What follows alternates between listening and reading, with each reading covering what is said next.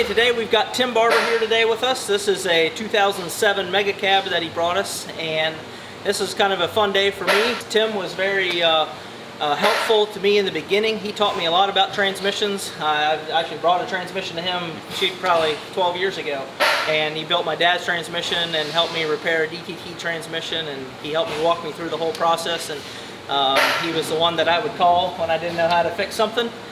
So I'm glad that I can help him out today and get him on the dyno and dyno tune his own truck. So I'm going to have you tell us a little bit about your truck and what you did to it. Okay. Go from there. Originally a 07 5.9 truck. It's got a D&J Extreme long block, 72 millimeter charger, F1 injectors, 125%, and a 12 millimeter pump. Yeah. Other than that, it's pretty simple. So we're going to see what my daily driver does, and man, how times change. Yep. No, this has a Smarty Touch on it. Smarty Touch. And it's an 07, so there's not a ton of 06, 07 trucks that we tune with the Smarty Touch, because most guys use EFI Live. So he's got some injector rattle down low that he wants me to work on, and a couple things that I'd like to have the truck in person anyway. So we'll work through those things and get this thing dialed in. All right, sounds good. Yes, sir. Give it a shot.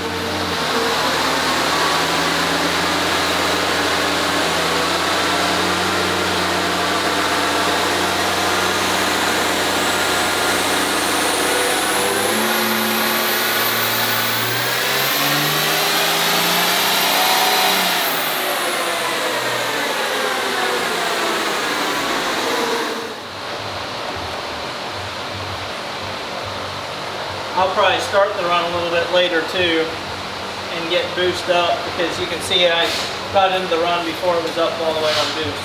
Yeah. So I'll probably start the run up 25, 2600. That way I can come up on boost and get a little bit accurate calibrate all the way through. For this dyno, I can set the stabilize time, so I started my start speed here, and it held it for 2 seconds before it released it. I can set that stabilize time to 3 seconds or 4 seconds. So it just holds it right there and gets it to full boost before releasing the sweep from the run.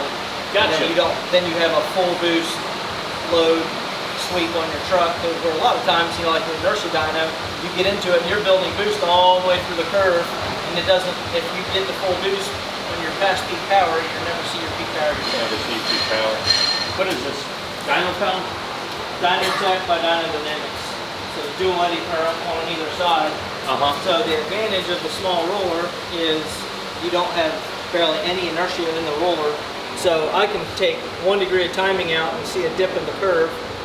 But the disadvantage to the small roller is you don't have as much traction as a big roller. So there's pros and cons, but for dialing in, tuning, stuff like this, I really like the small rollers better.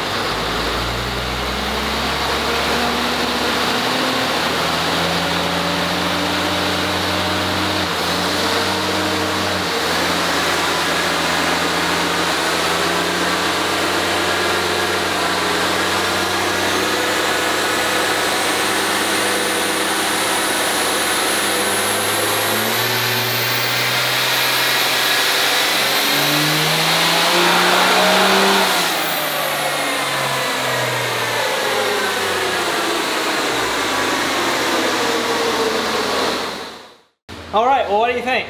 I loved it. So 940 horsepower. Yep. Couple mods, daily driver.